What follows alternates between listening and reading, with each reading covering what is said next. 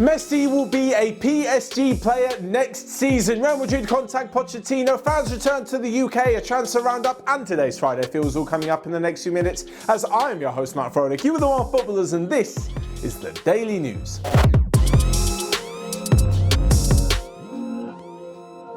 So first up, and according to trusted French journalist Daniel Riolo, Lionel Messi will be a PSG player next season. Now, yes, we did speak about this yesterday, all because Neymar set questions flying that he would be reunited with Messi by saying that he would love to play again with the Argentinian next season. Now, of course, yesterday I posed you the question, would it be at Barcelona? Would Neymar rejoin, or would Messi go to PSG? And it looks as though Messi will end up in the French capital. The reasons being, and I gave them yesterday, that they could definitely afford it, and not only that, but if Barcelona were to get rid of Messi, it would be obviously a very sad time, but they would go a long way into reducing their debt, especially as they've had to recently agree on a load of new deals with the players that would see them take a small wage cut because Barcelona need to save a lot of money. Of course, getting rid of the amazing, ridiculous wage that Lionel Messi is on, which is deserved, by the way, getting rid of that wage would definitely go a long way into helping that. Again, much like I mentioned, it just seems a lot more likely because if Barcelona need to get rid of Messi to rebalance the books and they can't deal with the wage structure, what makes you think they can pay 200 odd million to bring Neymar back to the club? I know that big clubs have, well, they seem to have endless amounts of money, but I just can't see this one happening. I think it's a little bit too ridiculous. So Messi moving to PSG actually does seem a little bit more realistic. But on top of all of this, of course, there still is yet to be a new president at Barcelona. Once the new president is elected, I'm sure they'll be sitting down with Lionel Messi, and from then on, talks can happen, anything can be agreed and promised, and we don't actually know what is going to be happening. These presidential elections certainly are taking place on the 24th of January. Now, of course, Lionel Messi is free to discuss terms with any other club abroad from La Liga from January the 1st, so who knows? By the time the elections come around, he may have already made up his mind and be set on where he's heading in the future. Following on from this though, and to great rivals Real Madrid, where Zinedine Zidane is facing one hell of a fight to save his job, and apparently Real Madrid have already contacted Mauricio Pochettino. This is a very weird one with Pochettino because it seems that every club where a managerial spot becomes available, or even when the manager's under a little bit of a risk, Pochettino seems to be the first name mentioned. It's kind of between Manchester United with Ole Gunnar Solskjaer, Tuchel at PSG and Zidane at Real Madrid. Whichever one of them chokes first and fires their manager, there's then going to set off a massive scramble for Pochettino. I still think he would be Manchester United's first choice if they get rid of Solskjaer. I'm not sure he'd be first choice for PSG. He'd be up there. In fact, I did actually make a video on who could be the next manager at PSG, which you can find out by clicking here. And at Real Madrid, I'm pretty sure he'd be first choice. Obviously, he knows La Liga well, having played and coached Espanyol. The fact that he's coached Espanyol means he's not going to go to Barcelona because they're great rivals. And on top of this, the style of football that he brings would be very beneficial to Real Madrid, who so far this season have been criticised for not really having a plan in attack. Yes, you could point to the fact that Pochettino doesn't exactly have the winning experience or the trophy experience, but how much of that is down to the fact that he was at Spurs, where the players weren't as good as their rivals? And on top of this, the fact that he was quite a young manager, and given the fact they had massive opposition.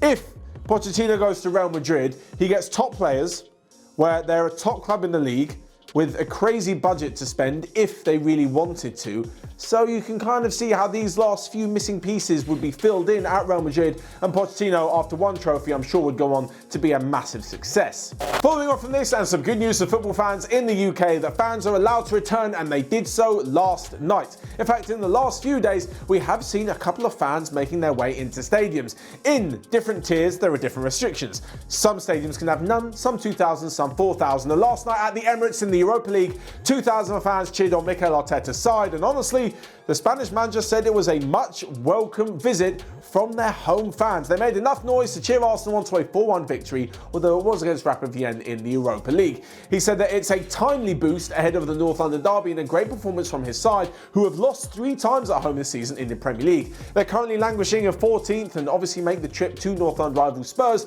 who currently sit atop of the table. Having said that, their night wasn't so good in the Europa League. A 3-3 draw against Lask of Linz wasn't exactly the best preparation for such a big game in the Premier League. Elsewhere, there was a damning victory for Patrick Vieira as Leverkusen won 3-2 at Nice. Rangers managed to make it through to the next round of the Europa League, which is good news for Steven Gerrard. Their rival Celtic lost 4-2 against AC Milan, and Leicester City went down late on to Ukrainian side Zorya. So next up, I'm moving on to a quick roundup of our transfer and regular news that you might have missed in the last 24 hours, and one of them does include Patrick Vieira. Like I said, his Nice side lost to Leverkusen, and before the game, ultras stopped the team bus leaving the training ground because they were protesting and wanted Vieira to be sacked. Things haven't gone so well in Liga this season. They now crashed out the Europa League, and it looks like it could be curtains for the former Arsenal and France midfielder. Elsewhere, and talking of former Arsenal players, actually managers, Arsene Wenger has rejected the chance to become the national team manager of Serbia.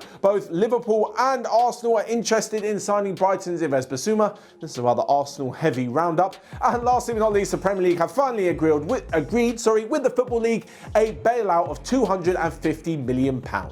Lastly but not least, we come to this week's Friday Feels. This is where you guys leave your footballing predictions in the comment section below, and we read out some of the correct ones on Monday. Some massive football to be played this weekend. First off, Bayern Munich. I'm going to go for a 3-1 victory against Leipzig, a massive game in the Bundesliga. In La Liga, we mentioned it about Zinedine Zidane being on the verge of being sacked.